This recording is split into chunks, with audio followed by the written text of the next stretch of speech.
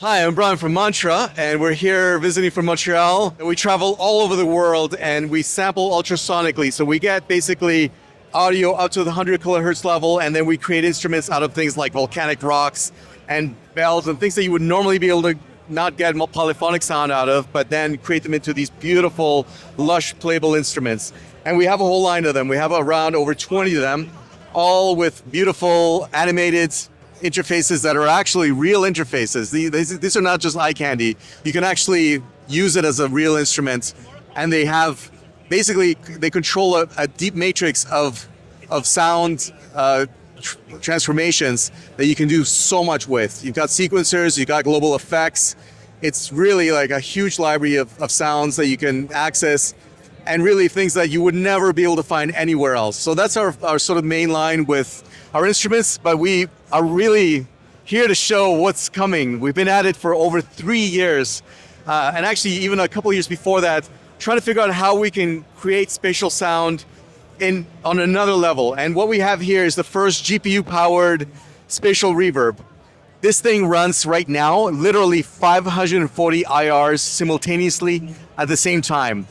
It can only do this because it's running on the GPU, but it only takes about 2% of the CPU. So basically, you're running the equivalent of over 220 something stereo reverbs in one instance. And it's not just to run a bunch of IRs, but basically each of the IRs that we have is a 36 channel globe. And as you can see from here, this is actually a representation of the objects and how we mix it in a 3D space. And as you can see, this sort of matrix globe, this is actually the ambisonic field, the reverb field that we're exciting and actually using as the reverb itself.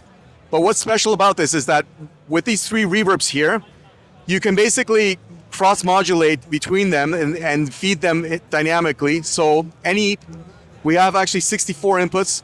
Each input can actually drive any of the parameters in real time.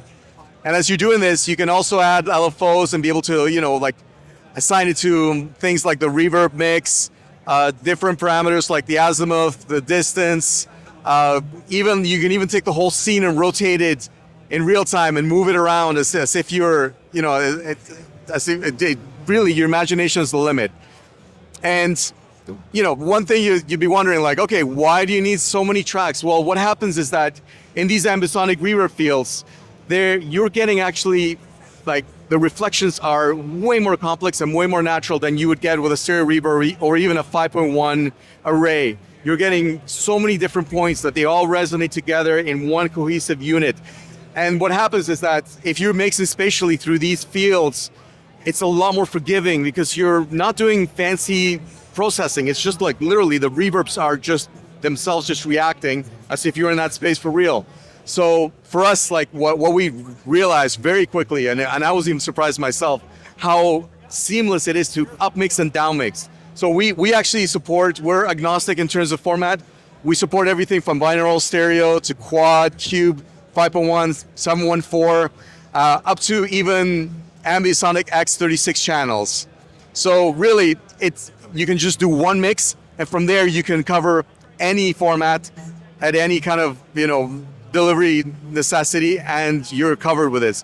And the thing is that also we built it in a way that once you know this interface, like here's your channel, here are your buses, and this is your output. It's quite simple.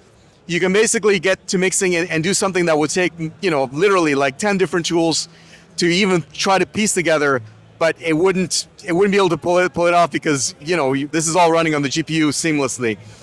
Living Sky is going to be coming out probably end of next month, February, early March, if all goes as planned. It's quite complex to do these kinds of new tech releases, trying to cover all of the different use cases, different systems. But it's probably going to be retailing around for $599 USD. And it comes with the plugin AU VST AAX.